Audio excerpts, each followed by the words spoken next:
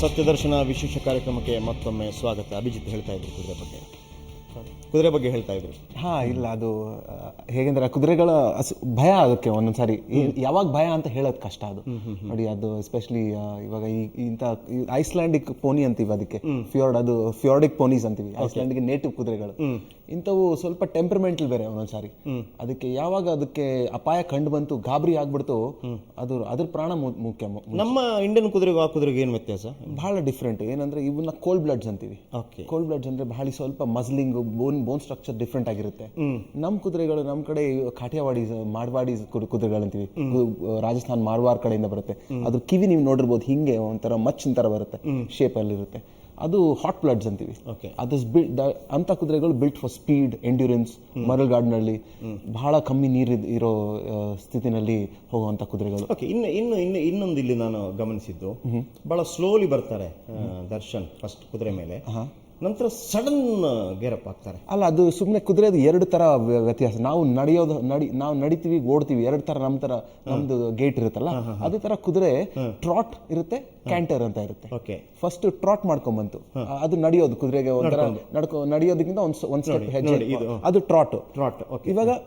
ಇವಾಗ ನೋಡಿ, ಇದು ಕ್ಯಾಂಟರ್, ಇಲ್ಲ ಇದನ್ನ ಟ್ರಾಟ್, ಇದು ಕ್ಯಾಂಟರ್, ಇದು ಕ್ಯಾಂಟರ್ ಅಂತೀವಿ. ಸ್ವಲ್ಪ ಸ್ಪೀಡ್ ಜಾಸ್ತಿ ಅಷ್ಟೇ.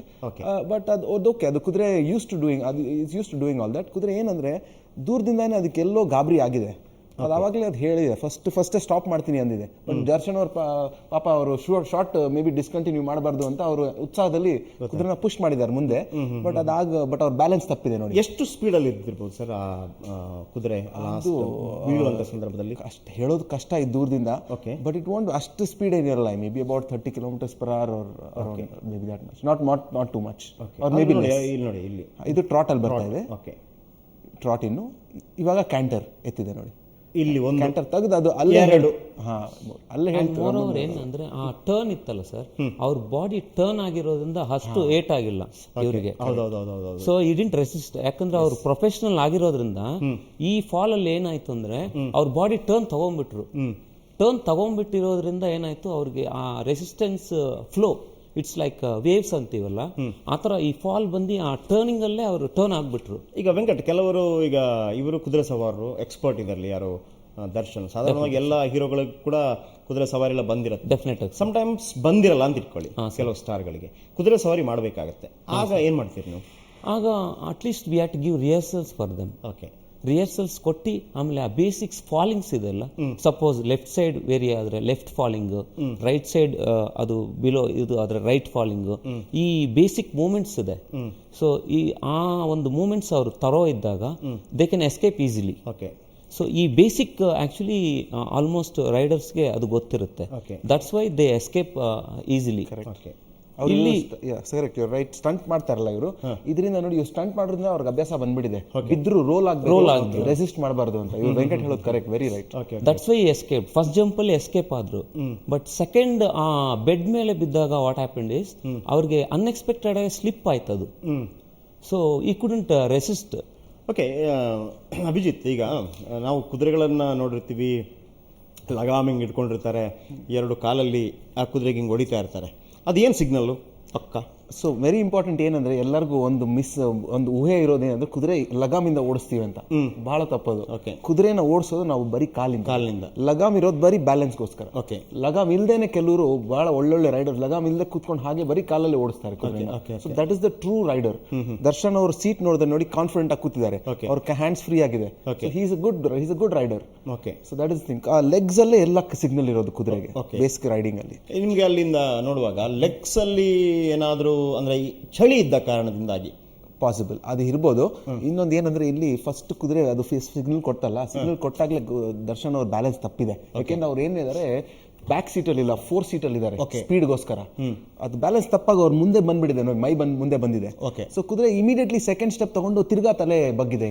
ಈಗ ಫಸ್ಟ್ ಅದೊಂದು ಸಿಗ್ನಲ್ ಕೊಡ್ತಲ್ಲ ಕುದುರೆ, ಬಂದ್ರು, ಫಾಸ್ಟ್ ಆಯ್ತು, ಕ್ಯಾಂಟರ್ ತಗೊಳ್ತು, ಫಸ್ಟ್ ಬಂತು ನೋಡಿ, ಅವ್ರ ಬ್ಯಾಲೆನ್ಸ್ ತಪ್ಪು. ಈ ಫಸ್ಟ್ ಒಂದು ಜರ್ಕ್ ಮಾಡ್ತಲ್ಲ, ಕರೆಕ್ಟ್. ಅಲ್ಲಿ ಸೆಕೆಂಡ್ ಜರ್ಕ್ ಹೊಡೆದು ಅವ್ರನ್ನ ಕೆಳಗೆ ಹಾಕ್ಸೋಕ್ಕಿಂತ ಮೊದಲು ಆ ಫಸ್ಟ್ ಜರ್ಕ್ ಹೊಡೆದಾಗ ಅಪಾಯ ಇದೆ ಅಂತ ಗೊತ್ತಾದಾಗ ಅವರು ಸವಾರನಿಗೆ ಅಲ್ಲಿಂದ ಆ ಕುದುರೆಯನ್ನು ಬ್ಯಾಲೆನ್ಸ್ ಮಾಡೋಕ್ಕೆ ಸಾಧ್ಯತೆ ಇದೆಯಾ, ಚಾನ್ಸಸ್ ಇದೆಯಾ? ಡೆಫಿನೆಟ್ಲಿ ಸಾಧ್ಯತೆ ಇದೆ. ಏನ್ ಮಾಡ್ಬೋದಾಗಿತ್ತು ದರ್ಶನ್ ಅವರಲ್ಲಿ, ಫ್ರಂಟ್ ಸೀಟ್ ಅಲ್ಲಿ ಇರೋಕ್ಕಿಂತ ಮುಂಚೆ ಹಿಂದೆ ಬ್ಯಾಕ್ ಸೀಟ್ ಬಂದು ಸ್ವಲ್ಪ ಅದನ್ನ ಸ್ಟಾಪ್ ಮಾಡಿದೆ ಕುದುರೆನ, ಅವ್ರಿಗೆ ಅಪಾಯ ಬರ್ತಿರ್ಲಿಲ್ಲ.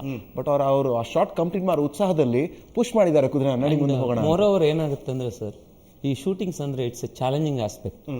ಅದು ಆ ಜೋಶ್ ಇರುತ್ತಲ್ಲ, ಆ ಜೋಶ್ ವಿ ಕೆನಾಟ್ ಸ್ಟಾಪ್ ದ ಜೋಶ್. ಕರೆಕ್ಟ್. ಸೊ ಆ ಜೋಶಲ್ಲಿ ಅವರಿದ್ರು. ಸೊ ಇನ್ನೊಂದು ಕ್ಯಾಮ್ರಾಕ್ಕಾಗಿ ಅದು ಮಾಡ್ತಿರೋದು, ಅವ್ರ ಪರ್ಸನಲ್ ಎಂಜಾಯ್ಮೆಂಟ್ಗಲ್ಲ ಅಥವಾ ಪರ್ಸನಲ್ ರೈಡ್ ಮಾಡಬೇಕು ಅಂತಲ್ಲ.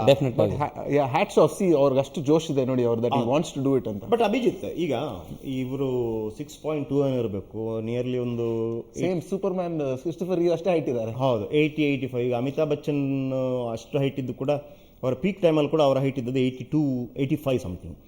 ದರ್ಶನ್ದು ಮ್ಯಾಕ್ಸಿಮಮ್ ಅಷ್ಟೇ ಇರುತ್ತೆ ಅನ್ಸುತ್ತೆ. ಈ ವೆಯ್ಟ್ ಇದೆಯಲ್ಲ, ವೆಯ್ಟ್ ಮತ್ತು ಕುದುರೆ ಇದಕ್ಕೇನಾದ್ರೂ ವ್ಯತ್ಯಾಸ ಆಗುತ್ತಾ? ಅದರಲ್ಲಿ ಕೂತಿರುವಂಥ ಸವಾರ ಮತ್ತು ಅದರ weight not that much, because ಇವಾಗ ಏನಂದ್ರೆ ಇಂಟರ್ನ್ಯಾಷನಲ್ ಶೋ ಜಂಪಿಂಗ್ ಅಲ್ಲೆಲ್ಲ ನೋಡಿದ್ರೆ ರೈಡರ್ಸ್ ಅಷ್ಟೇ, ಜರ್ಮನಿ ಮತ್ತೆ ಅಂತ ಕಡೆಯಿಂದ ರೈಡರ್ಸ್ ಎಲ್ಲರೂ ಇಷ್ಟೇ 6 feet 6'2" ಇರ್ತಾರೆ, 80 kgs weight, 85 kg 90 kg weight ಎಲ್ಲ ಇರ್ತಾರೆ. ಕುದುರೆಗಳು they are meant to take strength, and these horses are strong, they will take that weight. ಆ ವೆಯ್ಟ್ ಇದೇನು ಪ್ರಾಬ್ಲಮ್ ಅಷ್ಟು ಬರಲ್ಲ ಇಲ್ಲಿ. ಇಲ್ಲಿ ಬಟ್ ಸೊ ವೆಂಕಟ್, ಅಂದ್ರೆ ಈ ಕುದುರೆ ಸವಾರಿ ಸಂದರ್ಭದಲ್ಲೂ ಕೂಡ ಬೀಳುವಂಥದ್ದು ನಿಮ್ಗೆ ಗೊತ್ತೇ ಇರುತ್ತೆ, ಅದಕ್ಕೆ ಬೇಕಾದಾಗೆ ರೋಲ್ ಆಗೋ ರೀತಿಯಲ್ಲಿ ನೀವು ಅವರನ್ನು ಸ್ವಲ್ಪ ಪ್ರಾಕ್ಟೀಸ್ ಮಾಡಿ. So that's the resistant where ಇದು ಆಗಿದಾಗ we have to take a role. Okay, anyway ತುಂಬ ಹೊತ್ತು ಚರ್ಚೆಯನ್ನು ಮಾಡಿದ್ವಿ. ಕೊನೆಗೂ ಕೂಡ ಎಲ್ರಿಗೊಂದು ಆತಂಕ, ಕುತೂಹಲ ಎಲ್ಲವೂ ಇತ್ತು. ಯಾಕಂದರೆ ಒಂದು ಆತಂಕ ಇದ್ದದ್ದು, ದರ್ಶನ್ ಆಸ್ಪತ್ರೆ ಸೇರಿದ್ರು, ಏನಾಯಿತು ಅನ್ನುವಂಥದ್ದು. ವೈದ್ಯರು ಹೇಳಿದ್ದಾರೆ ಯಾವುದೇ ತೊಂದರೆ ಇಲ್ಲ, ಇನ್ನು ಕೆಲವೇ ದಿನಗಳಲ್ಲಿ ಮತ್ತೆ ನಿಮ್ಮ ಮುಂದೆ ಸೂಪರ್ ಸ್ಟಾರ್, ಚಾಲೆಂಜಿಂಗ್ ಸ್ಟಾರ್ ಬರ್ತಾರೆ ಅನ್ನುವಂಥದ್ದು.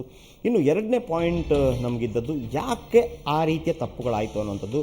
ಭಾಳ ಸೂಕ್ತವಾದಂಥ ಒಂದು ಮಾತನ್ನು ಹೇಳ್ತಾರೆ ವೆಂಕಟ್. ಹೇಳೋ ಪ್ರಕಾರ ಆ ಸ್ಲಿಪ್ ಆಗುವಂಥ ಸಂದರ್ಭಗಳಿರುತ್ತೆ ಜಂಪಿಂಗ್ ಮಾಡುವಾಗ, ಭಾಳ ಒಂದು ಸಣ್ಣ ಮಿಸ್ಟೇಕ್ಗಳು ಕೂಡ ಭಾಳ ತೊಂದರೆ ಉಂಟು ಮಾಡುತ್ತೆ ಅನ್ನುವಂಥದ್ದು. ಆ ಜಂಪಿಂಗ್ ಸಂದರ್ಭದಲ್ಲಿ ತಲೆ ಸ್ವಲ್ಪ ಬಡಿದಿರಬಹುದು ನೆಲಕ್ಕೆ ಅನ್ನುವಂಥದ್ದು, ಆದರೆ ಫಿಟ್ ಬಾಡಿ ಆದ ಕಾರಣವಾಗಿ ದೊಡ್ಡ ತೊಂದರೆ ಆಗಿಲ್ಲ ಅನ್ನುವಂಥದ್ದು.